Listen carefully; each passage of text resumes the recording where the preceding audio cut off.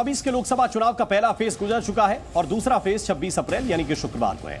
इस चुनाव में गारंटी की चर्चा सबसे ज्यादा हो रही है, लेकिन इस चुनावी गारंटी के बीच 23,000 युवाओं का भविष्य अंधेरे में चला गया। एक तरफ पश्चिम बंगाल के शिक्षकों का भविष्य है, तो दूसरी तरफ चुनाव से पहले दीदी के राज में हुए भ्रष्टाचार पर सबसे बड़ी चोट है। जरा ये रिपोर्ट देखिए।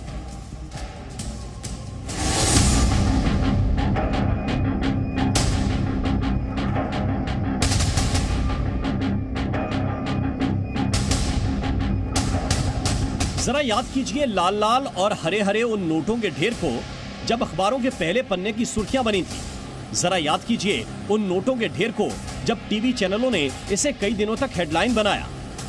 जरा याद कीजिए वो वक्त जब ईडी ने पश्चिम बंगाल के पूर्व शिक्षा मंत्री पार्थ चटर्जी की करीबी अर्पिता के घर छापेमारी में 21 करोड़ रुपए कैश से ज्यादा बरामद किया था। एक बार फिर पश्चिम बंगाल के भ्रष्टाचार की यह कहानी सुर्खियों में है। करोड़ों रुपयों के घोटालेबाज तो जेल की सलाखों में हैं, तो अब भी जांच जारी है, लेकिन पश्चिम बंगाल में भर्ती हुए शिक्षकों का भविष्य अंधेरे में चला गया। 23,000 से ज्यादा शिक्षकों की भर्ती रद्द। हजारों शिक्षकों के भविष्य का क्या होगा? कलकत्ता हाईकोर्ट के एक फैसले ने पश्चिम बंगाल स्कूल सेवा आयोग पैनल के जरिए की गई स्कूल शिक्षक भर्ती रद्द कर दी। हाईकोर्ट ने 2016 का पूरा जॉब पैनल रद्द कर दिया और 23,000 से ज्यादा शिक्षकों की नौकरियां रद्द हो गई। कलकत्ता हाईकोर्ट ने 2016 का जो सिलेक्शन प्रोसेस हुआ है, group C, group D, 9, 10, 11, 12 conducted by West Bengal School Service Commission, उसको पूरा कैंसिल कर दिया है और डायरेक्शन दिया है कि फ्रेश प्रोसेस होगा। जब 24 के चुनाव में गारंटी की सबसे ज्यादा चर्चा हो रही है और चुनाव का पहला फेज गुजरा ही है कि कोर्ट ने दीदी के राज में भ्रष्टाचार पर सबसे बड़ी चोट मार दी।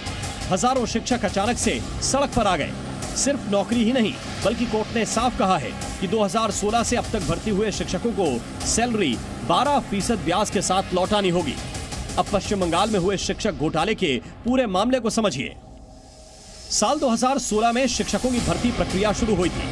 23 लाख उम्मीदवारों ने फॉर्म भरे थे। 24,640 शिक्षकों के पद खाली थे, लेकिन 25,753 नियुक्ति पत्र बांटे गए, यानी 1,113 नियुक्ति पत्र ज्यादा दिए गए। हर उम्मीदवार से 5 से 15 लाख रुपए लेने का आरोप लगा। चूंकि 24 का चुनाव है, हर पार्टी वोटों की सियासत में जुटी है। ममता बनर्जी बीजेपी और मोदी सरकार पर लगातार जमकर प्रहार कर रही हैं। हाईकोर्ट के फैसले के बाद उन्हें अपनी सरकार में भ्रष्टाचार तो नहीं दिख रहा, लेकिन 23,000 से ज्यादा शिक्षकों के अंधेरे भविष्य का उन्हें दर्द जरूर है। सरकारी गाड़ीते चलें, सरकारी सिक्योरिटीते चलें, মানুষ আপনাদের সম্মান করে, আমরাও আপনাদের সম্মান করি। মনে রাখবেন সারা ভারতবর্ষে বেকারের সংখ্যা হু হু করে বাড়ছে, আর আমরা যাদের চাকরি দিচ্ছি আপনারা আপনাদের আইনের খোঁচায়। এই অর্ডারটা বেআইনি অর্ডার, সেই জন্যই চ্যালেঞ্জ করে বলছি, অর্ডারটাকে আমি জাজকে বলছি না, অর্ডারটাকে বলছি বেআইনি অর্ডার। আমরা এটা নিয়ে उच्च अदालते जाচ্ছি। स्टेट गवर्नमेंट को रिजाइन करना चाहिए। क्यों ना, ये स्टेट गवर्नमेंट स्पॉन्सर्ड स्कैम है। देखिए आज इसी इंक्वायरी के अंदर क्या हो रहा है, हमारे जो पश्चिम बंगाल के पूर्व शिक्षा मंत्री जेल में है। जिस वक्त ये घोटाला हुआ था तब पार्थ चटर्जी ममता सरकार में शिक्षा मंत्री थे। मामले में गड़बड़ी की कई शिकायतें कोलकाता हाईकोर्ट में दाखिल हुई थी।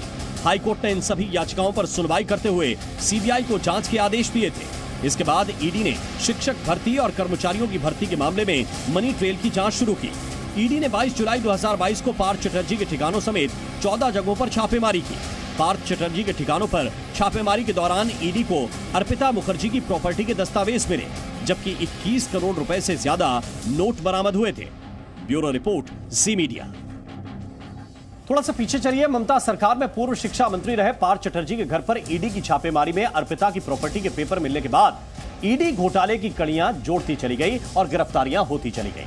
हालांकि ईडी ने पार्थ चटर्जी से जब अर्पिता से संबंधों के बारे में पूछा था तो उन्होंने संतोषजनक जवाब नहीं दिया था। अब ईडी ने अपनी कार्रवाई को आगे बढ़ाया और अर्पिता के फ्लैट पर छापा मारा, तो जानिए क्या क्या उस वक्त मिला था, यह हम आपको बताते हैं। कैश बरामद हुआ था करीब 21 करोड़ रुपए। 21 करोड़ रुपए करेंसी मिली थी। इसके बाद विदेशी करेंसी भी बरामद हुई थी, तो लगभग 60 लाख रुपए की। 20 फोन जब्त किए गए थे, कुछ दूसरे दस्तावेज भी मिले थे। तो ये कुछ ऐसे डिटेल्स हैं जो ईडी की तरफ से साझा किए गए थे। इसके बाद अर्पिता और पार्थ चटर्जी की गिरफ्तारी हो गई, लेकिन ईडी की छापेमारी जारी रही। पूछताछ के बाद ईडी ने अर्पिता के दूसरे ठिकानों पर भी छापा मारा, और अब जानिए कि अर्पिता के दूसरे ठिकानों से उस वक्त ईडी को क्या मिला था, यह भी जरा जानिए। वहां से कैश मिला था 27.9 करोड़ रुपए, 2000 रुपए के कुछ नोट भी बरामद किए गए थे, 5000 रुपए भी मिले थे। इसके बाद सोना करीब 4 करोड़ 31 लाख रुपए का, सोने की ईंट 1-1 किलो की 3 मिली थी, सोने के कंगन मिले थे जिनका वजन लगभग आधा किलो था, और सोने के पेन बरामद किए गए थे। तो कुछ डिटेल्स ऐसे हैं जो ईडी की तरफ से उस वक्त बताए गए थे। और आज कलकत्ता हाई कोर्ट के इस फैसले के बाद करीब 23,000 लोगों को अपनी नौकरियों से हाथ धोना पड़ा। कोर्ट के फैसले की खास बात यह है कि सोमा दास नाम की एक महिला को मानवता के आधार पर मामले में छूट भी दी गई। सोमा दास कैंसर की मरीज है और कोर्ट ने इस महिला की नौकरी बरकरार रखी है।